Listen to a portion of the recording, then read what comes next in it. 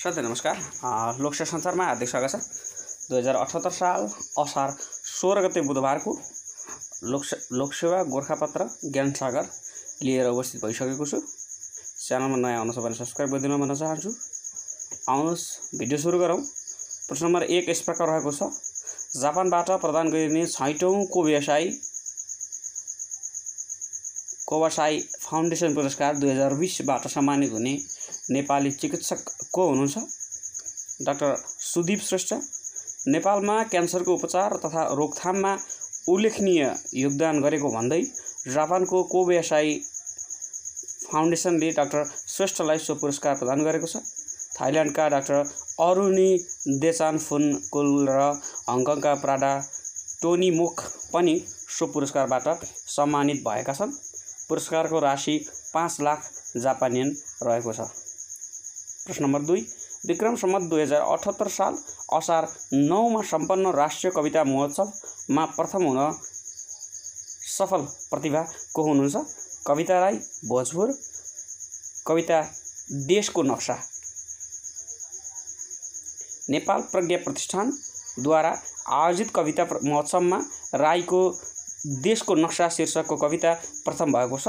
त्यसैगरी अमृता स्मृति धादिङको कविता डडेलो पछि पनि बसन्त आउँछ द्वितीय र सविता बराल ताप्लेजुङको कविता आमा माया अब, निरञ्जना कुमारी चन्द बर्दियाको कविता युगिन प्रतिध्वनि र प्रकाश सिलवाल नुवाकोटको कविता बोधिसत्वको खोप तृतीय भएका छन्। प्रथम, द्वितीय र तृतीय हुने कवि यात्रीलाई क्रमशः 50,000, 40,000 र 30,000 रुपियाँका दरले नगद पदक तथा प्रमाणपत्र प्रदान गरिएको छ। महोत्सवमा प्रतियोगिताका लागि नेपालसहित 9 मुलुकका 764 जना कवि कवयित्री तथा कवयित्रीका कविता प्राप्त भएकामा 41 जनाको कविता वाचनका लागि छनौट गरिएको छ। विक्रम सम्वत 2022 देखि नेपाल प्रज्ञा प्रतिष्ठानले आफ्नो वार्षिकोत्सवमा चाहिँ हरेक वर्ष असार 9 गते राष्ट्रिय कविता महोत्सव आयोजना गर्दै आएको छ। प्रतिष्ठानको प्रथम कविता महोत्सवमा भैरव अर्याल प्रथम भएका थिए।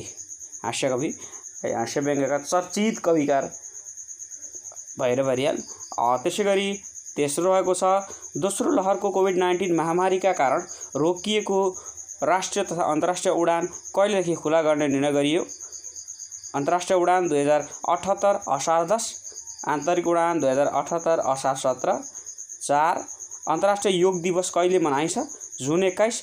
यो दिवस सन् 2015 देखि मनाउन थालिएको हो। मानव शरीरको सबैभन्दा सानो हाड कहाँ हुन्छ? कान। र सबैभन्दा लामो हाड तिघ्रामा हुने गर्दछ। 6 नेपालमा पाइने गुराँसको प्रकार कति रहेको छ? 32।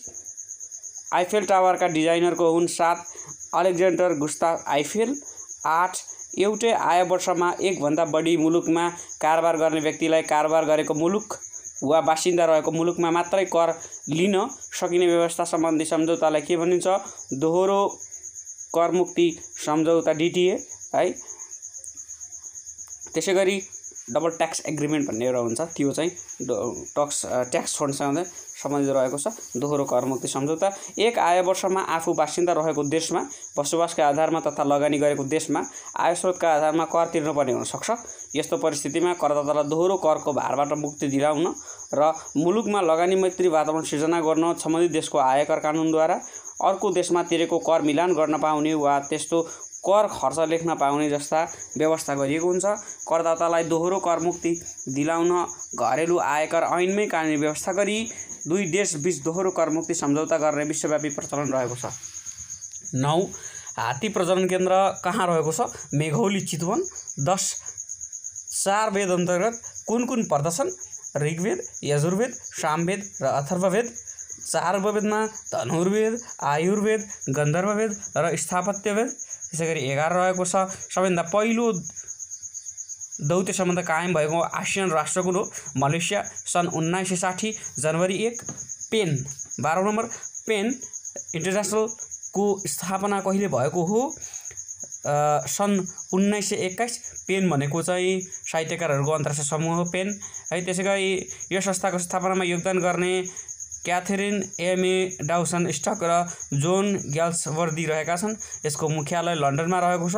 यस संस्थाले लेखकहरूको बीच सहयोग र सामिप्यता बढाउने कार्य गर्दछ। साहित्यकार भन्दा पनि साहित्यकार भनेको लेखक चाहिँ वरिष्ठ लेखकहरू चाहिँको समूह रहेको छ। यो लोनली प्लानेटको स्थापना कहिले भएको? सन् 1972। पर्यटन क्षेत्रसँग सम्बन्धित यस संस्थाको संस्थापक टोनी व्हिलर र मौरिन व्हिलर रहेका छन्। हरेक वर्ष पर्यटकीय क्षेत्रको सूची प्रकाशन गर्ने यस संस्थाले पर्यटन सम्बन्धी पुस्तक, गाइडबुक तथा श्रव्य दृश्य सामग्रीको उत्पादन तथा बिक्री वितरण गर्दछ। यसको मुख्यालय अस्ट्रेलियाको मेलबर्न शाखा कार्यालय लन्डन, बेइजिङ र नयाँ दिल्लीमा रहेको छ।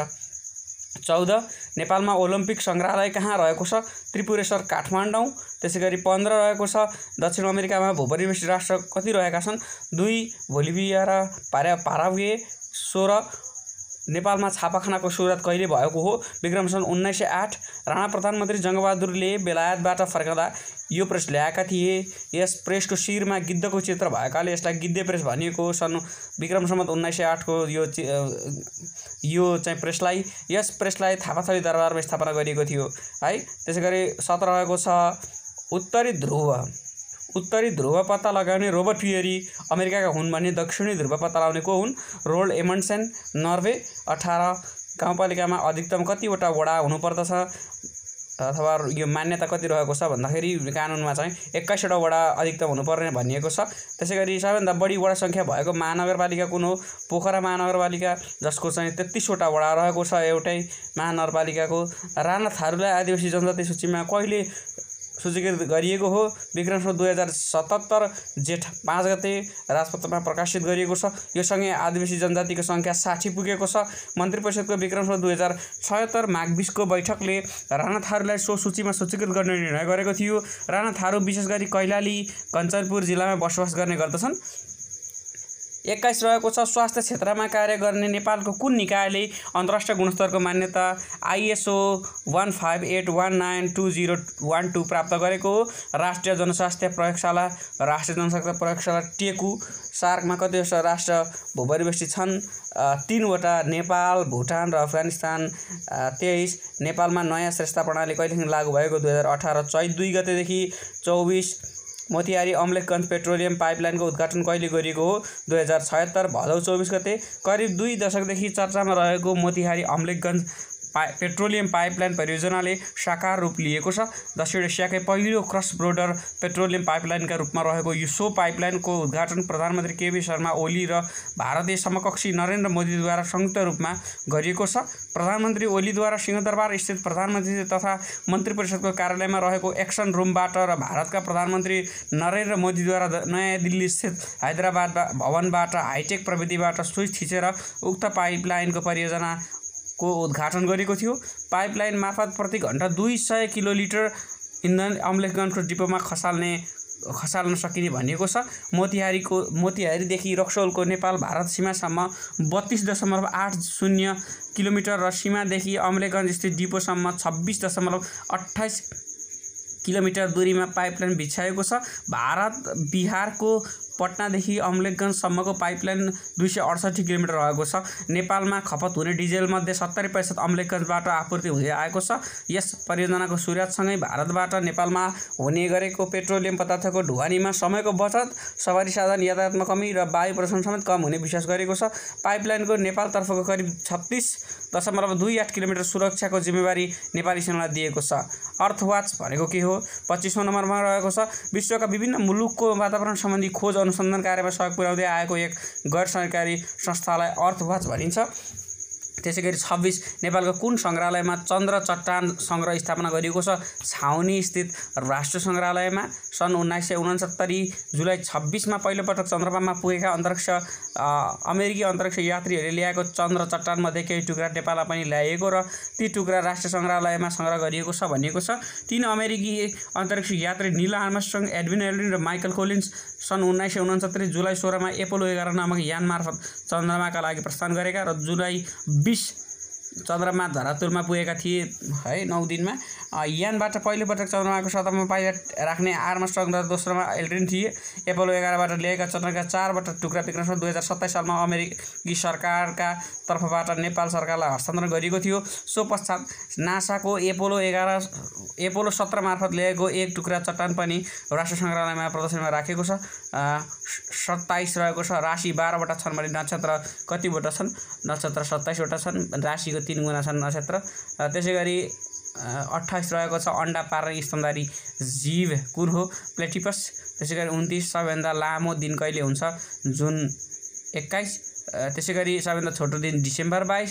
त्यसै गरी 30औं नम्बर रहेको छ। कुन ग्रहलाई किङ अफ द प्लानेट भनी सुनिन्छ? बृहस्पति। हवस् त भिडियो हेरिदिनुको त्यसको लागि धेरै धेरै धन्यवाद। च्यानलमा नयाँ हुन्छ भने सब्सक्राइब गरिदिनु होला अनि अरू साथीहरूमा सेयर गरिदिनु होला भन्दै बिदा हुन चाहन्छु। हवस् त, धन्यवाद।